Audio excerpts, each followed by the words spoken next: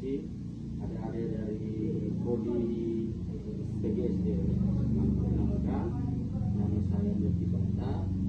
Kebetulan saya juga mahasiswa UNIPA, mantan ketua BEM Universitas Nusa Nipa periode 2024-2025. Saya bergabung di PMI kalau tidak salah di tahun 2023 masuk awal.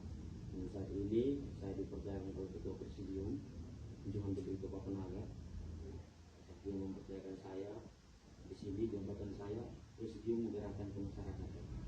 Jadi kalau di luar orang yang sering lihat aksi demo, itu panglimanya PMI ada di Presidium Gerakan Kemasyarakatan atau biasa disebut PMI.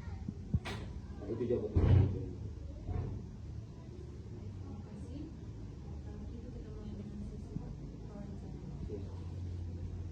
Pertanyaan pertama, menurut Kakak, apa yang dimaksud dengan korupsi? Ini saya jelaskan pengertian saya. Kalau bagi kami, saya secara pribadi, korupsi itu adalah penyalahgunaan kekuasaan, penyalahgunaan wewenang. Dia bisa saja seperti gratifikasi, suap yang mengakibatkan kerugian negara. Jadi termasuk nepotisme, bicara tentang kolusi, itu masuk dalam praktik-praktik korupsi. Jadi kalau korupsi itu tuh sebenarnya atas korupsi itu adalah sebuah aktivitas atau penyalahgunaan kewenangan yang mengakibatkan kerugian negara, uang negara. Itu saya kira dampaknya sangat besar bagi masyarakat, kesenjangan sosial, akan berdampak banyak hal bicara tentang korupsi. Jadi praktik yang bagi saya secara Indonesia saat ini, korupsi itu sudah menjadi budaya yang kemudian kita sampai hari ini terus menggaungkan anti korupsi, kan berarti negara kita ya memang sudah menjadi hal yang cukup menyayangkan ya. Pertanyaan yang kedua, bagaimana pandangan PMI terhadap peran lembaga keuangan dalam membangun ekonomi masyarakat?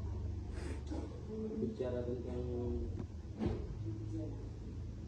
peran lembaga keuangan terhadap ekonomi masyarakat, ya hari ini ya kami cukup mengapresiasi, tapi kemudian belum maksimal peran daripada lembaga keuangan itu sendiri. Yang pertama ya memang kami mengapresiasi atas hal yang sudah dilakukan oleh lembaga keuangan, misalnya BPK, KPK hari ini, walaupun memang korupsi di Indonesia belum betul-betul hilang, tapi kemudian yang ingin kami lakukan atau ingin kami soroti itu terkait dengan kewajiban pelaporan keuangan secara berkala dan terbuka kepada publik.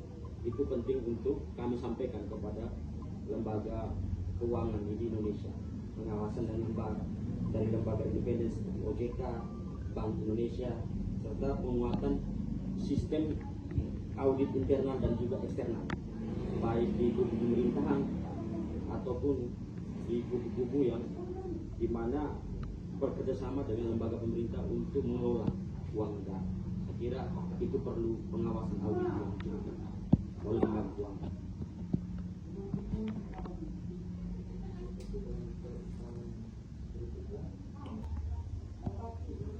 Bagaimana PMI melihat transparansi dan akuntabilitas yang diterapkan oleh lembaga keuangan Indonesia? Saya kira bahwa pertanyaan itu hari ini memang lembaga keuangan sudah menunjukkan kerjaan mereka, tapi memang menurut kami hari ini tuh lembaga keuangan itu belum maksimal menjalankan peran. Seperti misal kami memberikan sedikit kritik ataupun solusi yang harus dijalankan oleh lembaga keuangan, misalnya menjadi institusi yang harus profesional, transparan dan juga berintegritas, dan memperluas akses layanan keuangan bagi masyarakat kecil dan daerah terpencil. Nah ini sekiranya di lembaga misalnya kita bicara tentang lembaga keuangan BUMN dan bank-bank yang kemudian harus membuka ruang untuk masyarakat kecil untuk memberikan semacam kredit atau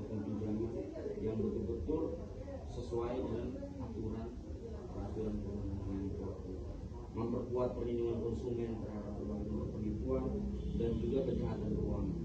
Jadi lembaga keuangan harus menjadi instrumen yang di mana berdampak terhadap ekonomi masyarakat kecil. Jadi berpihak pada keseluruhan rakyat, bukan hanya pada segelintir kelompok. Itu yang kita inginkan dari pada lembaga keuangan. Dan juga perlu meningkatkan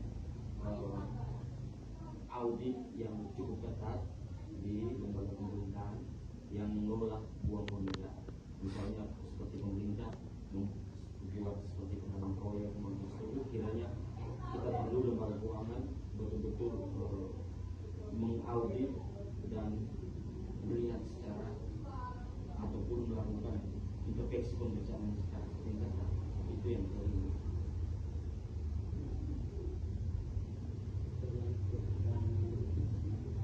Kakak, apakah regulasi yang ada saat ini sudah cukup untuk mengawasi lembaga keuangan? Coba ulang pertanyaan. Menurut kakak, apakah regulasi yang ada saat ini sudah cukup untuk mengawasi lembaga keuangan? Kalau kita bicara aturan, saya kira aturan itu cukup lengkap. Namun dalam proses melaksanakan aturan itu yang betul-betul kurang. Ya. Kita lihat bahwa aturan sudah ada, tapi kemudian pelaksanaan ini yang kurang. Misalnya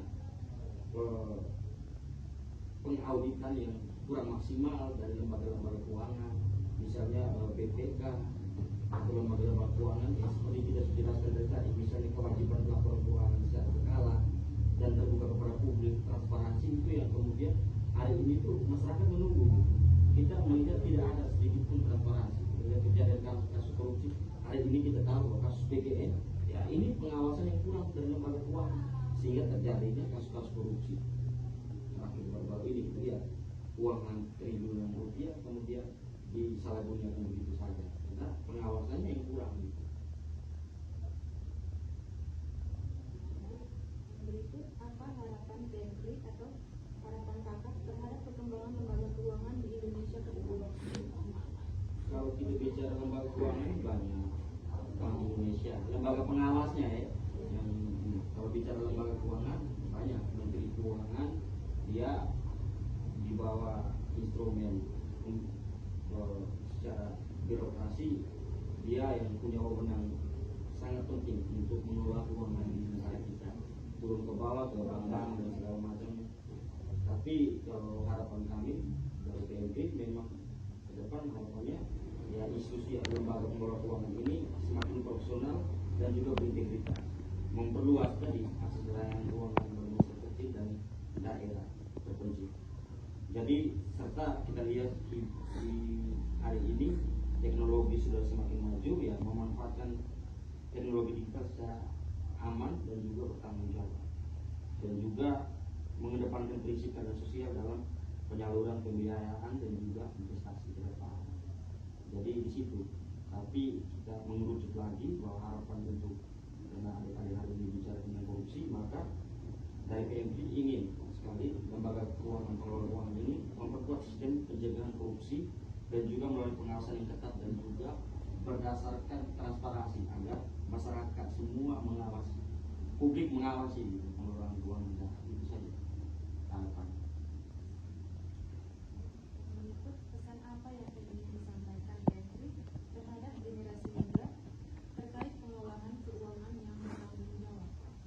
Ya, kalau harapan PMP ke depan ya tentu kita hari ini saya adik-adik semua kiranya kita sama-sama belajar, proses belajar sebagai mahasiswa hal-hal yang baik. Yang pertama menanamkan nilai kejujuran dan juga integritas dalam kehidupan sehari-hari. Jadi itu bisa dilakukan dengan menolak segala bentuk praktik korupsi, kolusi dan juga nepotisme. Menjadi mahasiswa berarti menjadi orang yang kritis, tidak bisa cuma kita diam-diam saja. Jadi kita harus melek terhadap kebijakan publik, kita harus peduli terhadap apapun kebijakan-kebijakan yang dikeluarkan oleh pemerintah yang tidak pro terhadap rakyat. Itu saya kira kekritisan kita sebagai mahasiswa harus tumbuh di situ. Karena kita menjadi, orang sering bilang kita agen of change, agen perubahan. Kiranya kita menjadi pelopor untuk menyuarakan ketika terjadi kasus kolusi dan juga nepotisme. Berani jadi meningkatkan literasi keuangan, mampu mengelola keuangan secara baik itu juga perlu. Tentu teman-teman ekonomi dan segala macam perlu belajar hal ini. Sehingga ketika kita tahu, maka kemudian kita bisa mengetahui apakah hal yang dilakukan oleh pemerintah benar ataupun tidak. Jadi kita juga aktif mengawasi kebijakan publik yang sudah disampaikan. Jadi itu saja pesan kepada orang muda. Harapannya ke depan semoga orang muda menghindari hal itu dan fokus belajar untuk agar masa depan bangsa Indonesia menjadi lebih baik. Jadi kita ada perubahan. Kalau kita tidak peduli hari ini, maka kedepannya kita juga yang merugi karena pengganti para pemimpin dunia hari ini kan kita. Jadi ya kita harus mengawasi apa yang pemerintah lakukan hari ini, kita harus mengawasi karena kita yang di masa depan nanti kita yang akan juga menjadi pemimpin. Jadi sekian dari saya, itu saja pesan saya.